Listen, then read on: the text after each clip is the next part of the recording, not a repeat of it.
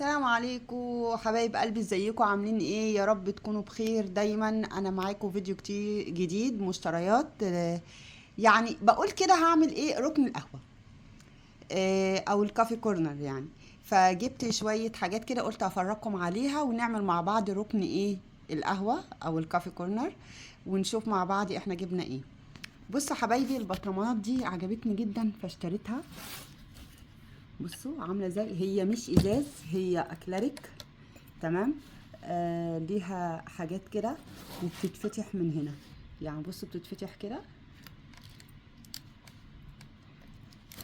اهي كده. معلش عشان بصور بايد والايد التانية ايه، آه ماسكه بيها الموبايل اهي كده. وليها معلقه، المعلقه دي بتبقى بردك اكليريك اهي. بتحط فيها ايه هنا الحاجه كده وبتتعمل. تمام. انا جبت 3 مستوى، جبت هم مفروض اربع، يعني 3 مستويات. فانا فانا جبت ايه مستويين بس، يعني لان لقيت المستوى التاني اطول من ده. يعني بصوا ده قد ايه، لقيته اطول منه فحسيت شكله مش حلو. فجبت ده وجبت 2 متوسطين زيه اهو. بيتحط الحديدة دي هنا كده، ثواني بس اهي كده اهي. واروح ايه منزلها كده، فكده بيبقى حتى محكم الغلق، حتى فيه بني او اي حاجه ما بيبص، ما فيش ريحه بتطلع خالص. تمام. وجبت اللي هي بتاعه اللبن دي ليها درجات حراره. اول ما تسخن هتقولي يا نوجة طب انتي هتحطيها على النار؟ اقول لكم لا، هو مع مكنه القهوه اللي هي دولونج ديت هبقى اوريها لكم. بتحطي عشان تعملي ايه الفوم بتاع اللبن بتاع الكابتشينو او النسكافيه او اللاتيه الحاجات دي. فبتديكي هنا درجات الحرارة، انت عايزة توقفي عند انهي درجة؟ 37، 50، 40، اقصى حاجة 70. تمام. فبيديكي اول ما بتيجي على اي درجة انت عايزاها اللون بتاعها بيتغير للون الاخضر او الاورنج. الاورنج اللي هنا بتبقى اقصى ايه درجة حرارة، اللي هي بعد ال70. تمام. إيه قبل كده الدرجات دي بتدي ايه لون اخضر. تمام. حلو قوي اهو. بس من جوه طبعا انا كنت غسلاه يعني عشان اعمل قهوة. جبت ده دبل يا جماعة، يعني من جوه بصوا. ادي حاجة، هو لسه ما اتغسلش على فكرة، انا لسه جايباه ما اتغسلش. ده استحالة تكوني حاطة فيه حاجة سخنة وتحسي بدرجة الحرارة بتاعته. عازل للحرارة. ليه؟ لان دبل.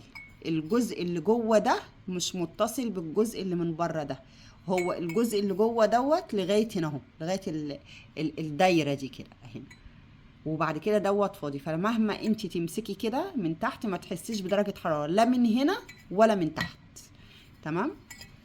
بس حاسه ان انا ما استفدتش منه لان انا كنت جايباه عشان اعمل فيه اللبن، فمش حاسه بدرجه حراره، فبالتالي مش هعرف انا عايزه انهي درجه حراره. فما بستفادش منه بحاجه وغلطت ان انا جبته.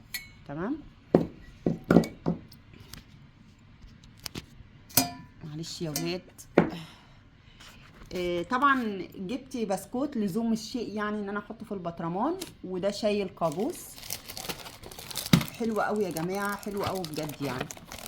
استنى اوريكم اعدل لكم العلبه اهو. شاي الكابوس حلو قوي. انا فتحت طبعا استخدمت منه كيس. تمام. وده طبعا هنا بن برازيلي.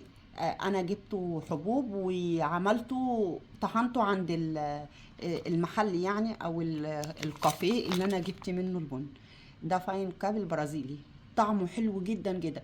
هو مكتوب عليه مكسرات وشوكولاته الداكنه، لكن هو ما انت مش بتحسي بالحاجات ديت فيه. حلو جدا. طبعا طحنته الدرجه اللي انا ايه عايزاها. تمام. جبت زرعه لزوم الشيء عشان خاطر نحطها في الكافي كورنر بتاعنا. هوريكم بقى الستاند اللي انا جبته للكافي كورنر. اللي احنا جبناه. بصوا شكله، كان الموبايل هيقع. هو ده معدن كده يا جماعه. ده معدن اهو. بصوا.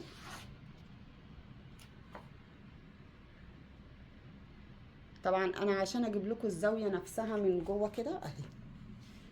هو كده اهو. وليه جزء تاني اهو. هما اتنين على فكرة. كان ليه عجل من تحتي هنا وانا شلته عشان خاطر يبقى ثابت على الترابيزة اللي انا هحط عليها الحاجة. يلا بينا بقى نعبي البطرمانات الاول وبعد كده ايه نعمل الكافي كورنر. تمام. بصوا يا حبايبي، هنشيل طبعا الحاجات دي دلوقتي من هنا عشان نفضي مع بعض ايه البن. انا عندي ده هنا هحط فيه البن. تمام. هفضي على القد عشان ايه الريحه بتاعته ما تروحش. تمام. بسم الله. فانا هحط ايه على قد ايه تقليمه، اسمها ايه تقليمه، مش هحط كتير. المفروض ان انا اعبي البطرمان على الاخر، بس انا يا جماعه بحب احط جزء جزء عشان خاطر احس بطعم ايه القهوه. تمام. يا جماعه في قفله هنا اهي، دي لازم تقفليها كويس جدا كده عشان ريحه البن ما تروحش. وطبعا عامل لك هنا اهو ديت هوا كده تطلعي منها الهوا، خرم كده تطلعي منه الهوا اللي داخل الكيس من جوه. تمام اهو. وقفلناه مفيش اهو. شكله شيك جدا البطرمان، عاجبني قوي قوي. بس منظره حلو قوي اهو. نحط فيه سكر. على فكره يا جماعه انا غاسله البطرمانات ديت وبتاع ده ومحضراها على اساس انها ايه وقت الفيديو. بسم الله. نحط فيها سكر. تمام اهو. ونقفله بردك.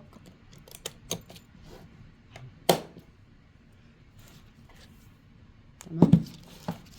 تعالى انت بقى اللي هو ايه الكبير بتاعنا. طبعا انا المعلقه دي انا هستخدمها في السكر، مش هحطها في البتاع ده اهي. دي هستخدمها في السكر.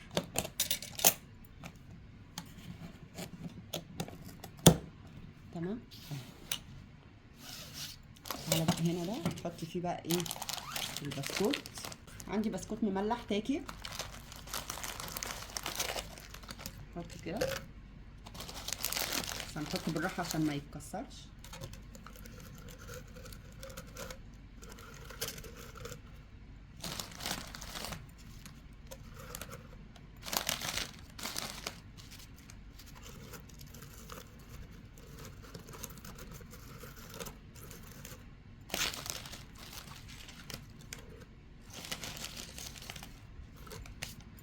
ونقفل.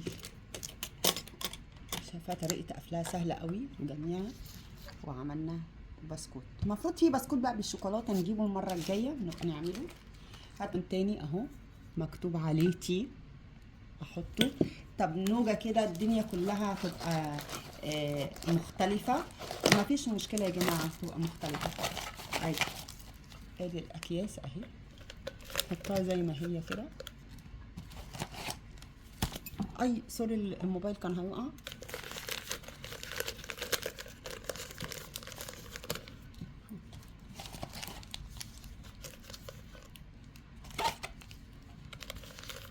حلو قوي متغلف وجميل. وادي الغطا بتاعها. بصوا يا حبايبي انا عندي المكنه بتاعه القهوه اهي دولونجي اهي. وطبعا الكاتل بتاعي اللي انا عملت لكم عليه ريفيو قبل كده. طبعا انا حطيت الستاند وراها اهو وهوريكم الشكل. تمام. خليكم معايا.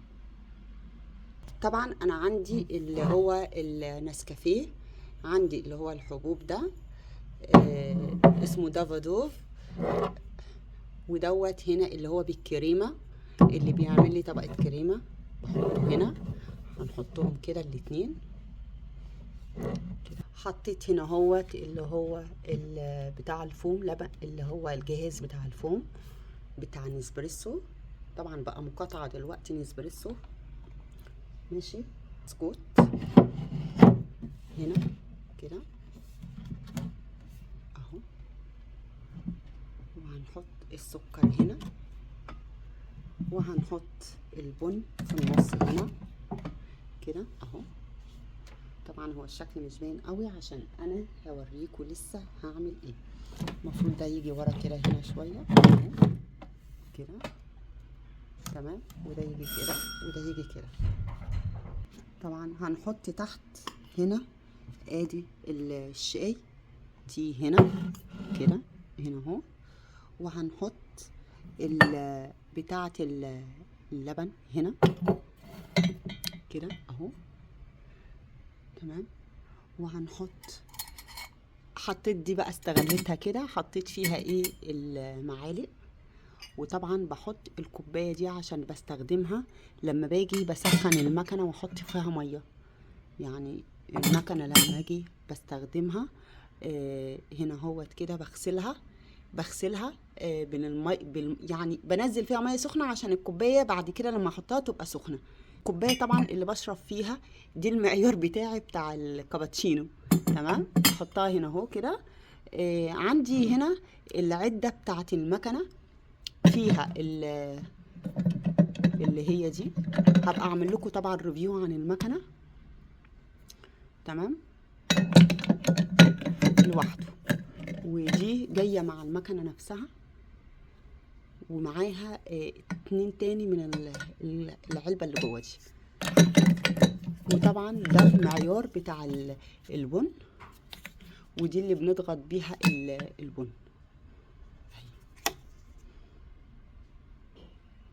تمام. هنا هنحطه هنا كده، ماشي، هنحطه كده. فاصبحنا هنا اهوت ادي الجزء اللي تحت اهو كده مترتب زي ما انتم شايفينه.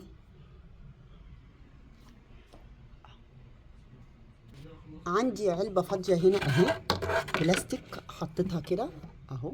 هحط البن بتاعي هنا اهو كده. في الميزان بتاع القهوه بردك هعمل لكم ريفيو لما اجي اعمل لكم ريفيو عن المكنه لوحدها، تمام كده. ده الشكل اللي تحت اهو. طبعا عندي الكاتل هنا اهو، وادي المكنه القهوه. ومعانا بقى اللمسه النهائيه اللي هي الزرعه. وقولوا لي ايه رايكم في المنظر الجميل ده. ادي المنظر كامل.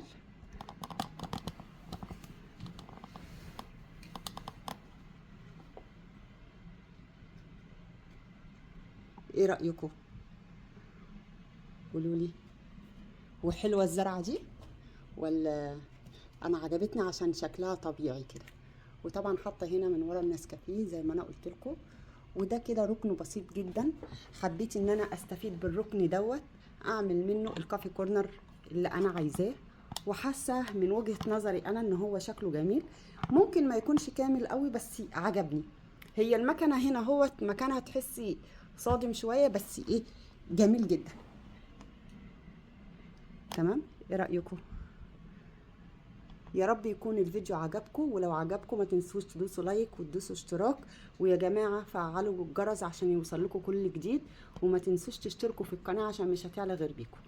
فيديو بسيط واتمنى يعجبكم. سلام عليكم.